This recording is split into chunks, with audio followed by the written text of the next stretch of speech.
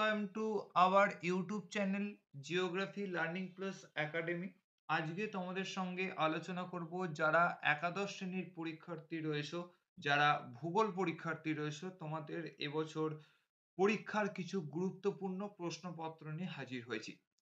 তো কিছু কিছু গুরুত্বপূর্ণ প্রশ্নপত্র আলোচনা করার আগে একটি কথা তোমাদের জানিয়ে রাখি যে এই বছর আমাদের উচ্চ মাধ্যমিক শিক্ষা পর্ষদ একটি নোটিশ দিয়েছিলেন। সেই নোটিশ হচ্ছে যে এবছর কোনো পর্ষদ থেকে প্রশ্নপত্র হবে না, অর্থাৎ গত বছর 2023 সাল পর্যন্ত আমাদের পর্ষদ থেকে প্রশ্নপত্র হতো, কিন্তু এবছর 2024 সালে কিন্তু পর্ষদ প্রশ্নপত্র করছে না, সেই জায়গায় স্কুলের হাতে দায়িত্ব দেওয়া হয়েছে।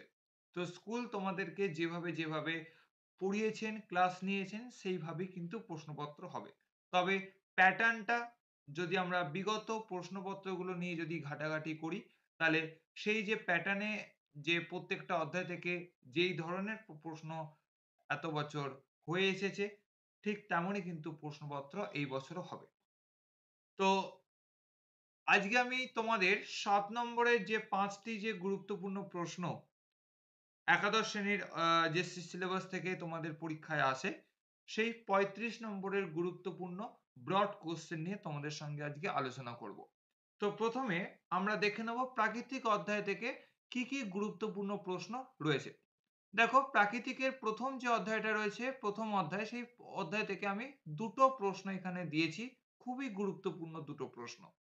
প্রথম প্রশ্ন হচ্ছে ভূগোলের সংজ্ঞা দাও, এর উদ্দেশ্য ও পরিধি আলোচনা করো। দ্বিতীয় প্রশ্ন কি? দ্বিতীয় প্রশ্ন হচ্ছে প্রণালীবদ্ধ ও আঞ্চলিক ভূগোলের পার্থক্য লেখো। তারপরে আসবো দ্বিতীয় অধ্যায়। দ্বিতীয় অধ্যায় থেকে আমরা প্রথম যে প্রশ্ন রেখেছি সেটা হচ্ছে পৃথিবীর উৎপত্তি সংক্রান্ত মতবাদ সম্পর্কে আলোচনা করো এবং বিগ ব্যাং থিওরি কি।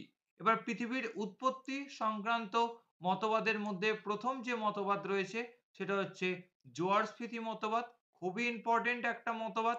তারপরে কান্টের গ্যাসীয় মতবাদ, তারপরে আছে যে নীহারিকা মতবাদ। অর্থাৎ এই তিনটে মতবাদ যদি আমরা ঠিকঠাক যদি আমরা পড়ি, এই তিনটের মধ্যে কিন্তু আমরা যে কোনো একটা কিন্তু মতবাদ কিন্তু এখান থেকে কমন পেয়ে যাব। তার সঙ্গে বিগ ব্যাংটা কিন্তু আমরা ছোট প্রশ্ন হিসেবে পড়ে রাখবো।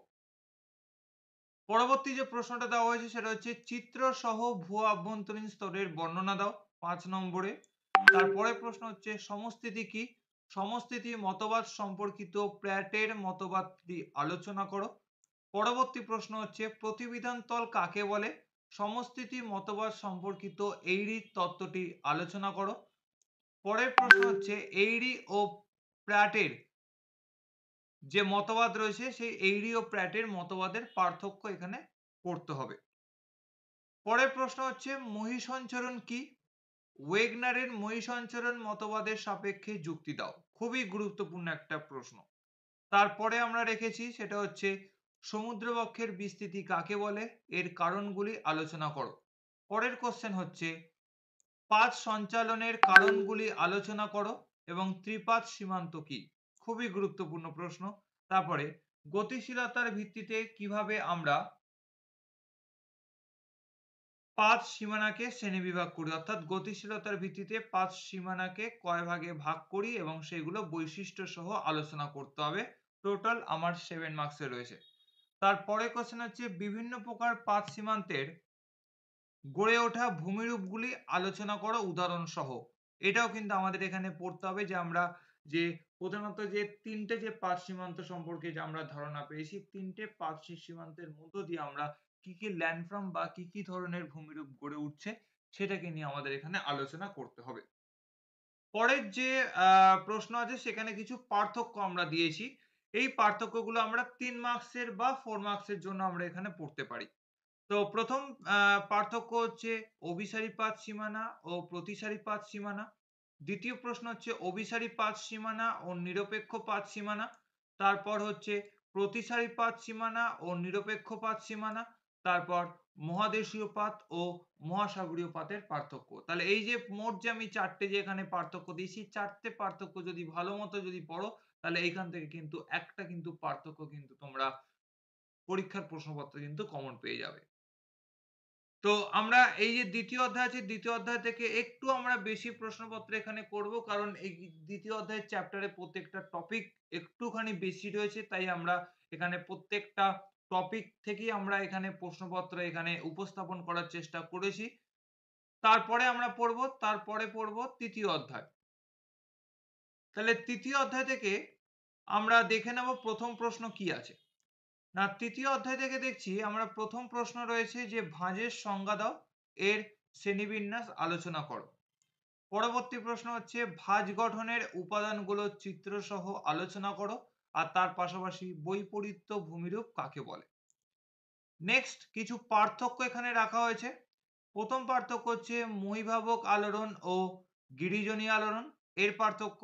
তারপর অন্তর্জাত প্রক্রিয়া ও বহির্জাত প্রক্রিয়ার পার্থক্য। তারপর ঊর্ধ্ববঙ্গ আর অধোবঙ্গের পার্থক্য। তারপরে রয়েছে আয়াম ও নতির পার্থক্য। তারপরে রয়েছে প্রতিসম ভাঁজ আর অপ্রতিসম ভাঁজের পার্থক্য। তাহলে এই চারটে যে পার্থক্য দিয়েছি, এই চারটে পার্থক্য কিন্তু ভাঁজ থেকে কিন্তু খুবই গুরুত্বপূর্ণ। তারপরে আমরা কিছু টিকা রেখে নিয়েছি। এই টিকাগুলো হচ্ছে 2 মার্কস এর জন্য টিকা। এই টিকাগুলোর ক্ষেত্রে যদি আমরা চিত্র যদি এখানে দেখাতে পারি তাহলে খুবই ভালো হয়।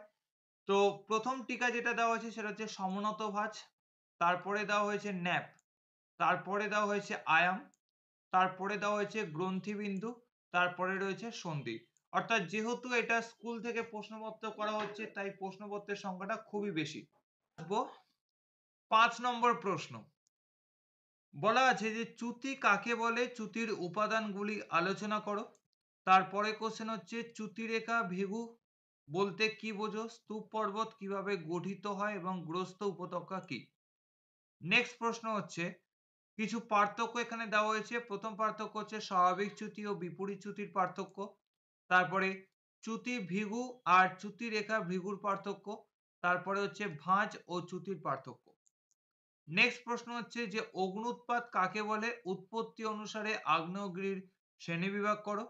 তারপরে আছে ম্যাগমা কি, প্রশান্ত মহাসাগরীয় আগ্নেয় মেঘলা বলতে কি বোঝো, আর সক্রিয়তা অনুসারে আগ্নেয়গিরির শ্রেণীবিভাগ করো 1+2+4। তারপরে এখানেও কিছু পার্থক্য এখানে দেওয়া হয়েছে অগ্ন্যুৎপাত থেকে। প্রথম পার্থক্য হচ্ছে নিঃসারী ভূমিরূপ ও উদ্বেদী ভূমিরূপের পার্থক্য। তারপরে দেওয়া হয়েছে যে ব্যাথলিথ আর ল্যাকোলিথের পার্থক্য।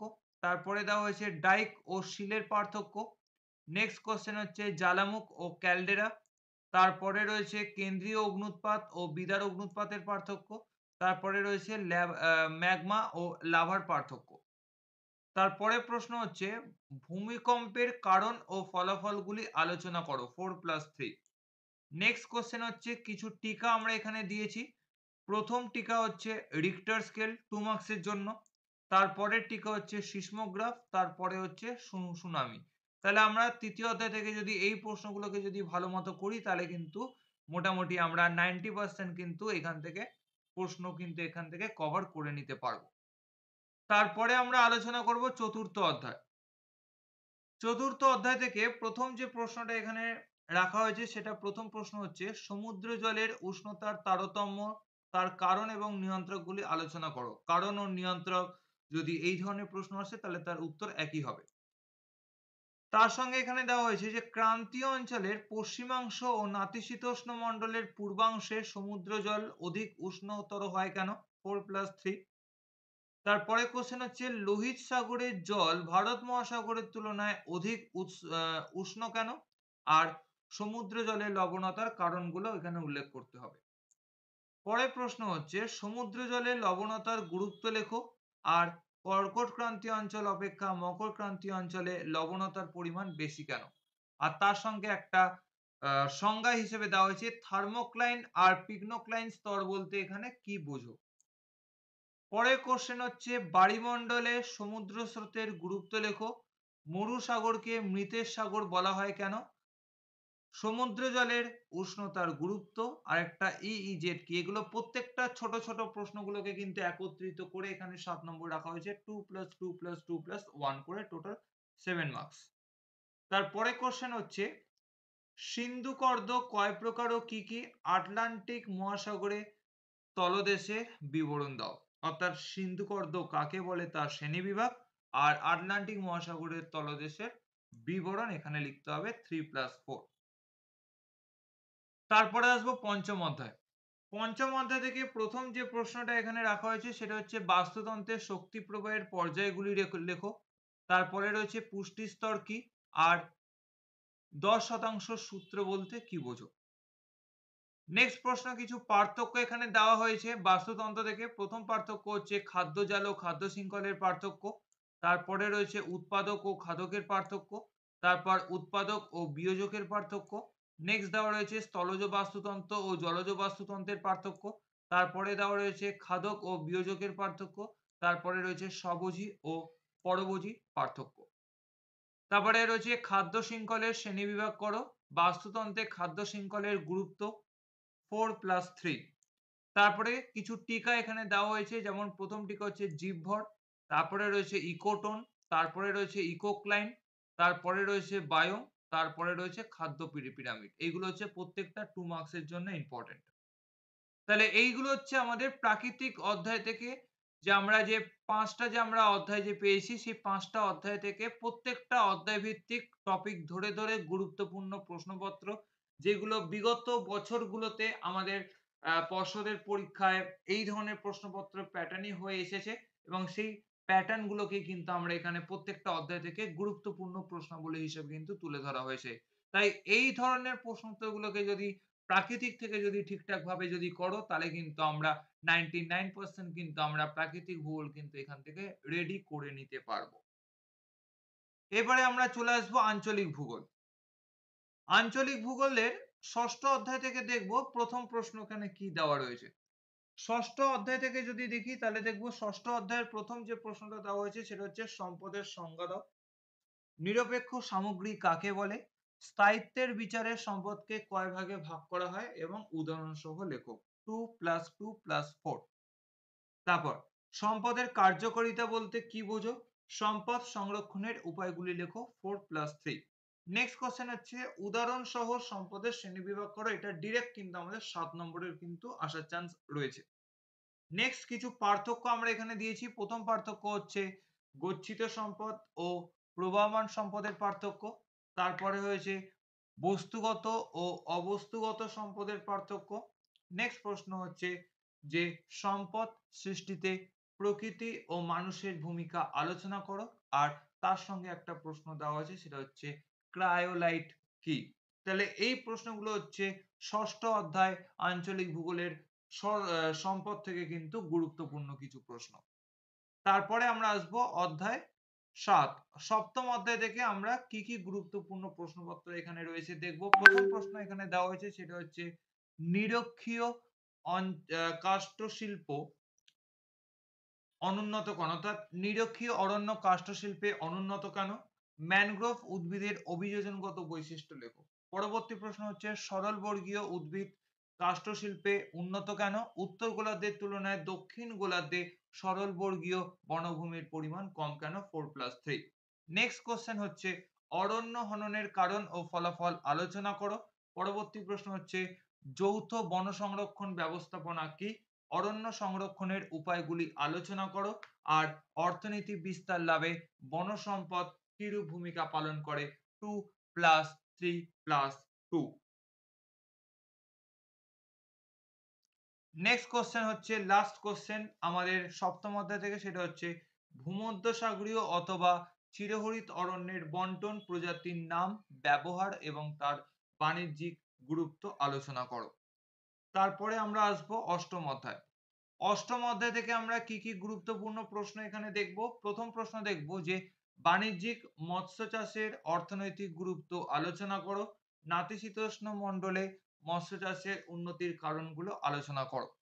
ক্রান্তীয় অঞ্চল মৎস্য চাষে উন্নত কেন? পরবর্তী প্রশ্ন। এবং ভারতে মৎস্য চাষের উন্নতির পিছনে কি কি প্রয়োজনীয় ব্যবস্থাপনা নেওয়া যেতে পারে? আর তার সঙ্গে আরো একটা প্রশ্ন দেওয়া হয়েছে, সেটা হচ্ছে জাপান মৎস্য চাষে উন্নত কেন? 3+2+2। নেক্সট প্রশ্ন হচ্ছে বাংলাদেশে সামুদ্রিক মাছ অপেক্ষা অন্তর্দেশীয় মাছ চাষে বিকাশ ঘটেছে কেন? আর ভারতে মৎস্য শিকারের সমস্যাগুলি লেখো। 4+3 এবং লাস্ট কোশ্চেন অষ্টম অধ্যায় থেকে, সেটা হচ্ছে ভারতে মৎস্য বন্দর গড়ে ওঠার পিছনে কি কি কারণকে দায়ী করা যায়? জাপান ও বাংলাদেশের অন্তর্দেশীয় মৎস্য ক্ষেত্রের তুলনামূলক আলোচনা করো 3+4। এই ছিল আমাদের অষ্টম অধ্যায় থেকে মাত্র 4টি গুরুত্বপূর্ণ প্রশ্ন। তারপরে আমরা চলে যাব নবম অধ্যায়, যেখানে আমাদের ভূমি ব্যবহারের যে অধ্যায়টা রয়েছে সেইখানে আমরা আসবো। এখান থেকে আমরা দুটো প্রশ্ন কি এখানে আমরা রেখেছি এবং দুটো কোশ্চেনই ভালো মতো করে যাও, এখান থেকে একটা পার্ট মার্কিং প্রশ্ন কমন পেয়ে যাবে। প্রথম প্রশ্ন হচ্ছে গ্রামাঞ্চলের ভূমি ব্যবহার ও শহরাঞ্চলের ভূমি ব্যবহারের পার্থক্য লেখো। পরবর্তী প্রশ্ন হচ্ছে যে ইউক্রেন ও মার্কিন যুক্তরাষ্ট্রের ভূমির অর্থনৈতিক যে ব্যবহারের যে প্রকৃতি আছে তার এখানে পার্থক্য এখানে লিখতে হবে। অর্থাৎ এখানে দুটো পার্থক্য দেওয়া রয়েছে, একটা 4+3। তারপরে আমরা দেখব যে নিউজিল্যান্ডের ভূমির ব্যবহার সর্বাধিক কেন? 2 মার্কস এর জন্য। আর এখানে বেশ কিছু ভূমির ব্যবহার এখানে লিখতে হবে, যে কি কি ক্ষেত্রে এখানে ভূমির ব্যবহার সবথেকে বেশি দেখা যায়। যেমন আমরা এখানে পড়ব নেদারল্যান্ড, আ অথবা পড়ব আর্জেন্টিনা, কানাডা, মার্কিন যুক্তরাষ্ট্র, অস্ট্রেলিয়া। অর্থাৎ এই ধরনের যদি আমরা ভূমির ব্যবহারগুলো যদি পড়ে যাই, এখান থেকে কিন্তু এটা 5 মার্কস এর বা আমরা 4 মার্কস এর কিন্তু আমরা এখান থেকে প্রশ্ন কমন পেয়ে যাব। তারপরে আমাদের পড়তে হবে দশম অধ্যায়। দশম অধ্যায় থেকে দশম অধ্যায়ে আমাদের সেচ ব্যবস্থা বলে যে অধ্যায়টি রয়েছে, সেখান থেকে আমরা কিছু গুরুত্বপূর্ণ প্রশ্ন দেখব। প্রথম প্রশ্ন হচ্ছে যে অতিরিক্ত জলসেচের কুফলগুলি আলোচনা করো। ভারতে জলসেচের প্রয়োজনীয়তা উল্লেখ করো। আর তার সঙ্গে একটা প্রশ্ন শর্ট কোশ্চেন হিসেবে দেওয়া হয়েছে, সেটা হচ্ছে নিট ভ্যালি প্রকল্প কি। নেক্সট প্রশ্ন হচ্ছে পাকিস্তান বা মিশরের জলসেচ ব্যবস্থার বিবরণ দাও। জল বিভাজিকার ব্যবস্থাপনা বলতে কি বোঝো? তারপর কূপ ও নলকূপ ব্যবস্থার দুটি সুবিধা ও অসুবিধা লেখো। জল সংরক্ষণের উপায়গুলি উল্লেখ করো। নেক্সট প্রশ্ন হচ্ছে সেচ খালের দুটি সুবিধা ও অসুবিধা লেখো। আর ফার্টিগেশন কি, তার সঙ্গে আমরা দিয়েছি এলইপিএ, এটা একটা শর্ট ফর্ম, এর একটা ফুল ফর্ম আছে, সেটা লিখতে হবে। এলইপিএ কি, 1 মার্কস এর জন্য। আর ভারতীয় সেচ ব্যবস্থাপনা ও প্লাবন খালের গুরুত্ব লেখো। 3+1+1+2 7 মার্কস। তাহলে আমরা এই সেচ অধ্যায় থেকে আমরা 4টি গুরুত্বপূর্ণ প্রশ্ন নিলাম। এবারে আসবো একদম সর্বশেষ অধ্যায়, অর্থাৎ আমাদের অধ্যায় 11 বা একাদশ অধ্যায়ে, যেটা আমাদের সম্পদ থেকে কিছু গুরুত্বপূর্ণ প্রশ্ন আমরা এখানে দেখব। যে প্রথমে আমরা 2 মার্কস এর কিছু ব্যবহার দেখে নেব। যে প্রথম ব্যবহারে রয়েছে আকরিক লোহার ব্যবহার পড়তে হবে। তারপরে পড়তে হবে তামার ব্যবহার, তারপরে পড়তে হবে কপারের ব্যবহার, তারপরে পড়তে হবে অভ্রর ব্যবহার, তারপরে পড়তে হবে কয়লার ব্যবহার। তারপরে আমরা পড়ব খনিজ তেলের ব্যবহার, তারপরে আমরা পড়ব কয়লার ব্যবহার, তারপরে প্রাকৃতিক গ্যাস, তারপরে ইউরেনিয়াম। তাহলে এই 4টে আমরা গুরুত্বপূর্ণ ব্যবহার এখানে পড়ব। তারপর প্রচলিত শক্তি আর অপ্রচলিত শক্তির পার্থক্য এখানে পড়ব। পারমাণবিক শক্তির সুবিধা ও অসুবিধা এখানে আমরা পড়ব। তারপর প্রাকৃতিক সম্পদকে কিভাবে আমরা সংরক্ষণ করছি, পরবর্তী প্রশ্ন। এবং জৈব গ্যাসের সুবিধা আর অসুবিধা আলোচনা করো। আর সর্বশেষ প্রশ্ন হচ্ছে যে ভূতাপ শক্তি কি, সৌরশক্তির ব্যবহার লেখো। তাপবিদ্যুৎ ও জলবিদ্যুৎ উৎপাদনের ভৌগোলিক পরিবেশের বর্ণনা দাও। 1+2+4 ছিল আমাদের একাদশ শ্রেণীর প্রত্যেকটি অধ্যায় থেকে গুরুত্বপূর্ণ প্রশ্ন উত্তরের সেট। প্রত্যেকটা অধ্যায় থেকে, প্রত্যেকটা টপিক থেকে বাছাই করা গুরুত্বপূর্ণ প্রশ্নাবলী। তো এইগুলোকে যদি তোমরা ভালো মতো করো, তাহলে এখান থেকেই তোমরা যে 35 নম্বরের যে বড় প্রশ্ন আসে, এবং কোনো প্রশ্নই কিন্তু একদম ডিরেক্ট 7 মার্কস দেয় না, সেটা পার্ট বাই পার্ট ভেঙে ভেঙে দেয়। কখনো 2+3+2, কখনো 2+5, কখনো দিয়ে দিল 4+3, এইভাবে কিন্তু ভাঙা ভাঙা প্রশ্ন থাকে, সেটা প্রাকৃতিকই হোক বা আঞ্চলিক, যাই হোক না কেন। তো এই প্রশ্নগুলোকে যদি তোমরা ঠিকঠাক ভাবে যদি তোমরা রেডি করতে পারো, তাহলে কিন্তু তোমরা এই বছর ভূগোল পরীক্ষায় যদি স্কুলের যদি প্রশ্নপত্র হয়, তাহলে কিন্তু এখান থেকে 99% কিন্তু তোমরা কমন পেয়ে যেতে পারো।